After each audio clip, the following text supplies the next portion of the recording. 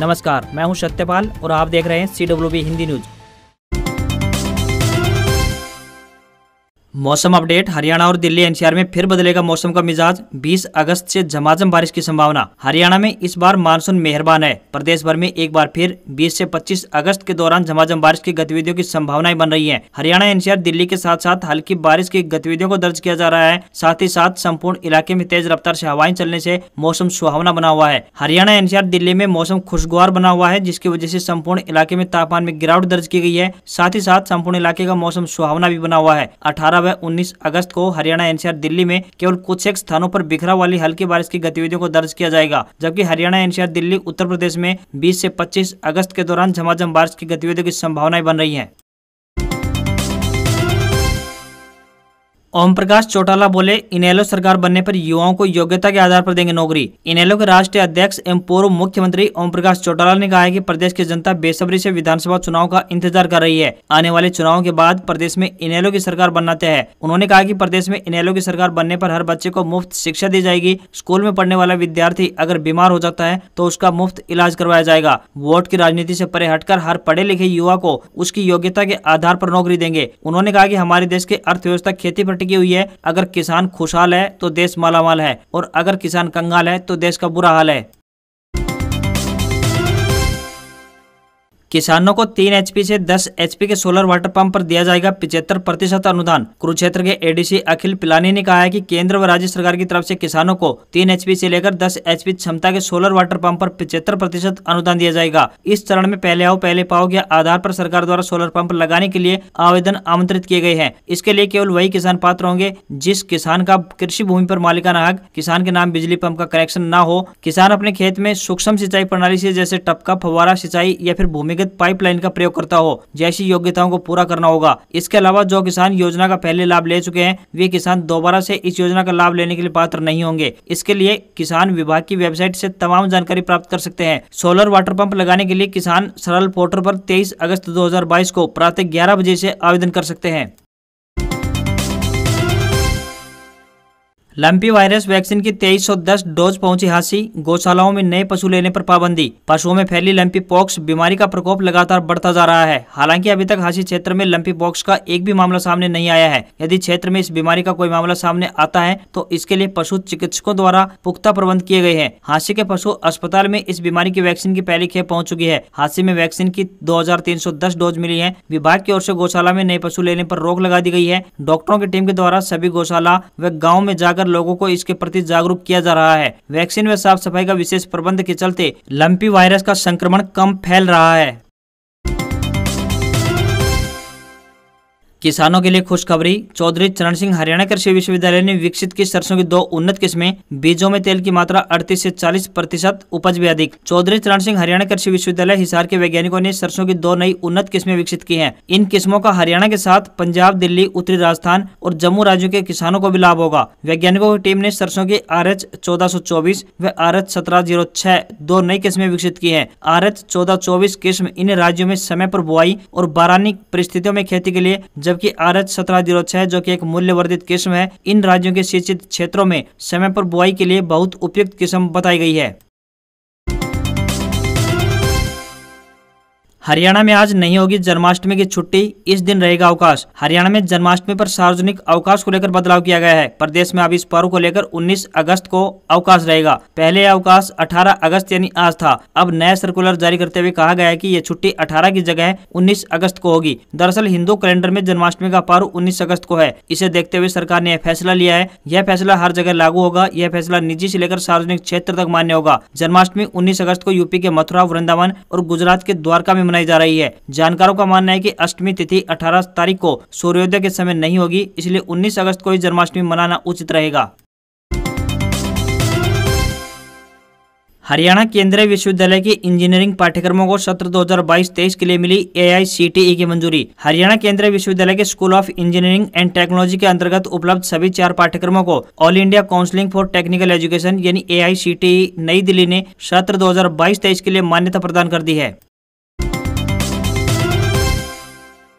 हरियाणा के सरकारी स्कूलों में अर्धवार्षिक परीक्षा की डेट शीट हुई जारी। सरकारी स्कूलों में पढ़ने वाले बच्चों के लिए महत्वपूर्ण जानकारी सामने आई है। हरियाणा शिक्षा निदेशालय की ओर से सरकारी स्कूलों में अर्धवार्षिक परीक्षा का शेड्यूल जारी कर दिया गया है। सितंबर व अक्टूबर महीने में छठी से लेकर 12वीं कक्षा की अर्धवार्षिक परीक्षाएं आयोजित की जाएंगी, जबकि पहली से 5वीं कक्षा के छात्रों की परीक्षा नहीं ली जाएगी। शिक्षा निदेशालय ने सभी जिला शिक्षा अधिकारी व जिला मौलिक शिक्षा अधिकारियों को पत्र लिखकर छात्रों को डेट शीट से अवगत कराने के निर्देश जारी किए हैं।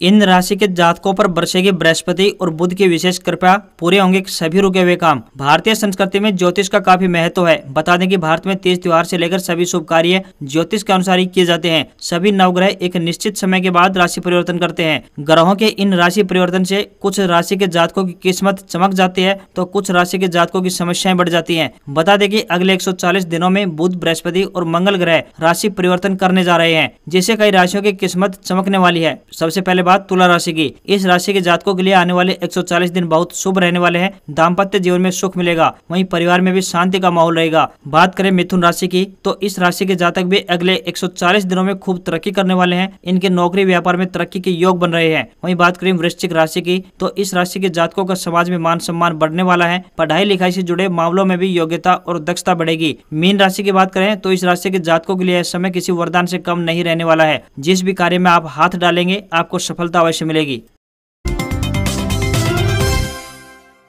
कुरुक्षेत्र विश्वविद्यालय में डिजिटल लॉकर का शुभारंभ, घर बैठे मिलेगी अंक तालिका। कुरुक्षेत्र विश्वविद्यालय के कुलपति प्रोफेसर सोमनाथ सचदेवा ने बुधवार को डिजिटल लॉकर का शुभारंभ किया। इस मौके पर बोलते हुए कुलपति प्रोफेसर सोमनाथ सचदेवा ने कहा कि विद्यार्थियों के हितों को ध्यान में रखते हुए विश्वविद्यालय ने ऑटोमेशन की दिशा में एक और बड़ा कदम उठाते हुए डिजिटल लॉकर सेवा प्रारंभ की है। कुरुक्षेत्र विश्वविद्यालय के कुलपति सचदेवा ने बताया कि डिजिटल लॉकर सेवा के तहत वर्ष 2019 के ओड सेमेस्टर की BA, BBA, BCA व BCom कक्षाओं की अंक तालिका को अपलोड किया गया है। आने वाले समय में जल्द ही अन्य कक्षाओं की अंक तालिका को विद्यार्थियों की सुविधा के लिए डिजिटल लॉकर पर अपलोड किया जाएगा। अब तक इस पर लगभग 1.5 लाख विद्यार्थियों का डाटा अपलोड हो चुका है।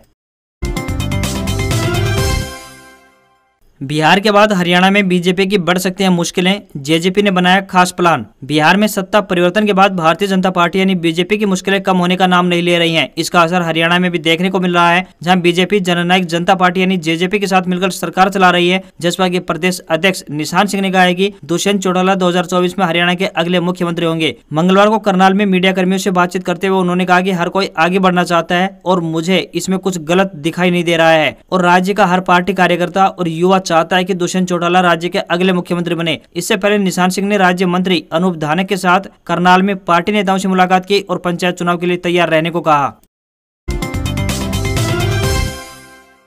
कांग्रेस सिंबल पर नहीं लड़ेगी पंचायत चुनाव, विधायक दल की मीटिंग में फैसला। पूर्व सीएम भूपेंद्र हुड्डा बोले कॉर्पोरेशन इलेक्शन में उतरेंगे। हरियाणा कांग्रेस विधायक दल की मीटिंग बुधवार को पूर्व सीएम भूपेंद्र सिंह हुड्डा के आवास पर हुई। मीटिंग में फैसला लिया गया कि पार्टी पंचायत चुनाव सिंबल पर नहीं लड़ेगी, लेकिन जिला परिषद चेयरमैन का सीधा चुनाव होता है तो उसे लड़ेगी। साथ ही आगामी कॉर्पोरेशन चुनाव पार्टी सिंबल पर लड़ेगी। पूर्व सीएम हुड्डा ने कहा कि विधायकों की मीटिंग में फैसला लिया गया है कि विपक्ष आपके समक्ष कार्यक्रम अब 11 सितंबर को होगा। 28 अगस्त को दिल्ली में होने वाली रैली के कारण इसे आगे किया गया है। इस मौके पर कांग्रेस प्रदेश अध्यक्ष उदयभान, सुभाष बत्रा, अमित सियाग, शिषपाल केहरवाला उपस्थित रहे।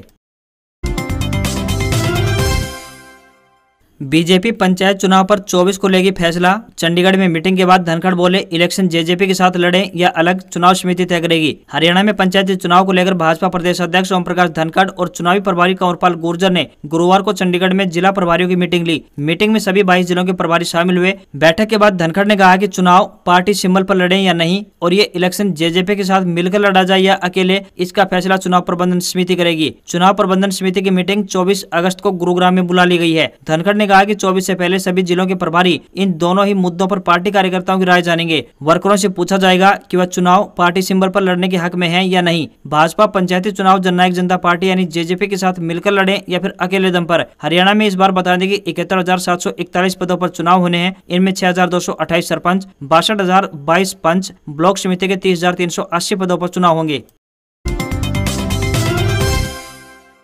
हरियाणा के रेवाड़ी में पिछले 2 दिन से भारतीय जनता पार्टी में मचे सियासी घमासान के बीच अब कांग्रेस भी इसमें कूद गई है। कांग्रेस ओबीसी सेल के राष्ट्रीय संयोजक और पूर्व मंत्री कैप्टन अजय सिंह यादव भी केंद्रीय मंत्री राव इंद्रजीत सिंह पर बुधवार को पूरी तरह हमलावर होते दिखे। कैप्टन ने कहा कि राव इंद्रजीत सिंह ने हमेशा स्वार्थ की राजनीति की है। जयचंद वाले बयान पर कैप्टन ने चुटकी लेते हुए कहा कि केंद्रीय मंत्री बताए कौन जयचंद है। डॉक्टर अरविंद यादव तो नाम लेकर जयचंद बता चुके, अब पूर्व विधायक रणधीर सिंह कापड़ीवास और केंद्रीय मंत्री को भी जयचंद का नाम लेना चाहिए। कैप्टन ने कहा कि राव इंद्रजीत सिंह हमेशा अपने ही को हरवाने का काम करते आए हैं, चाहे वह कांग्रेस में या फिर भाजपा में। उन्होंने कहा कि राव सत्ता पाने के लिए लोगों को गुमराह करते हैं। दक्षिण हरियाणा में चौधर लाने के सवाल पर कैप्टन ने कहा कि मुख्यमंत्री तभी बनता है जब सभी का साथ और विधायकों का समर्थन हो।